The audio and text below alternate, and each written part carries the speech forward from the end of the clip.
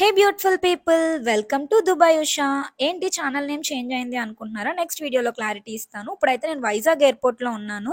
ఇప్పుడే video start చేశాను. నేను బహ్రెయిన్ నుంచి వచ్చేటప్పుడు చెప్పాను కదా మేము వేరే కంట్రీ మూవ్ అవుతున్నాము అని.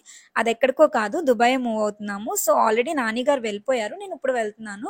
నాదైతే వైజాగ్ నుంచి హైదరాబాద్, హైదరాబాద్ నుంచి దుబాయ్ కనెక్టింగ్ ఫ్లైట్ మాట. ప్రెసెంట్ నేను వైజాగ్ నుంచి హైదరాబాద్ వెళ్తున్న ఫ్లైట్లో ఉన్నాను. అసలు ఫ్లైట్లో నుంచి మన వైజాగ్ అయితే చూసారా ఎంత బ్యూటిఫుల్ గా కనిపిస్తుందో.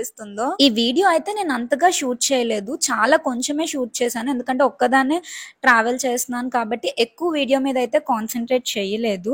అండ్ ఇంకొకటి ఏంటంటే ఈ 3 months కూడా నేను వీడియోస్ పోస్ట్ చేయలేదు. వాటన్నిటికీ కూడా ఒక రీజన్ ఉన్నది, ఒక పెద్ద స్టోరీయే ఉంది.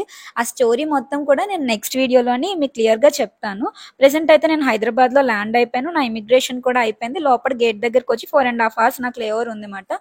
సో ఇక్కడే ఎయిర్పోర్ట్ లో ఉన్నాను. అసలు ఎయిర్పోర్ట్ లో ఎవ్వరు జనాలే లేరు, ఖాళీగా ఉంది. మనం ఇప్పుడే ఫ్లైట్ ఎక్కడానికి అయితే వచ్చేస్తాం. ఇండిగో ఫ్లైట్ లో వెళ్తున్నాను అనమాట. బాబోయ్, బయట ఎండలు అయితే మామూలుగా లేవు కదా. ఈ ఇయర్ అయితే మాత్రం చాలా బీభత్సంగా ఉన్నాయి. నేను బయట తిరిగి తిరిగి కరెంట్ షాక్ కొట్టిన కాకిలా అయిపోయాను. ఇప్పుడే మన హైదరాబాద్ నుంచి దుబాయ్ ఫ్లైట్ అయితే స్టార్ట్ అయింది. కరెక్ట్ గా దుబాయ్ రీచ్ అవుతున్నాం ఇంకో 5 to 10 minutes లో. అనగా ఫుల్ క్లౌడ్స్ ఉన్నాయి. రీసెంట్ గా దుబాయ్ లో హెవీ రైన్స్ వచ్చాయి కదా.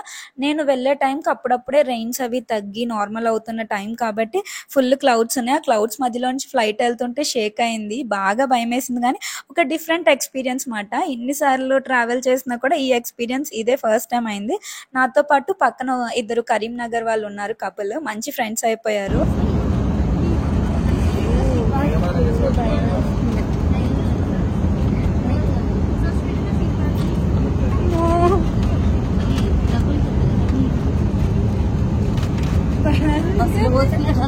మీరు కనిపించేస్తున్నారు వీడియోలో. ఈ ఎక్స్పీరియన్స్ పెట్టుకుంటాను యూట్యూబ్ లో.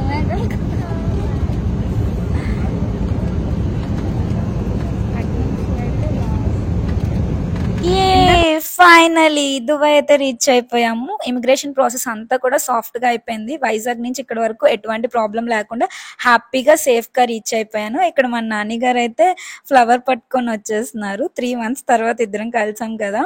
ఇంక ఇప్పటి నుంచి అన్ని కూడా దుబాయ్ వ్లాగ్స్ వస్తాయి. Subscribe, bye, thanks for watching.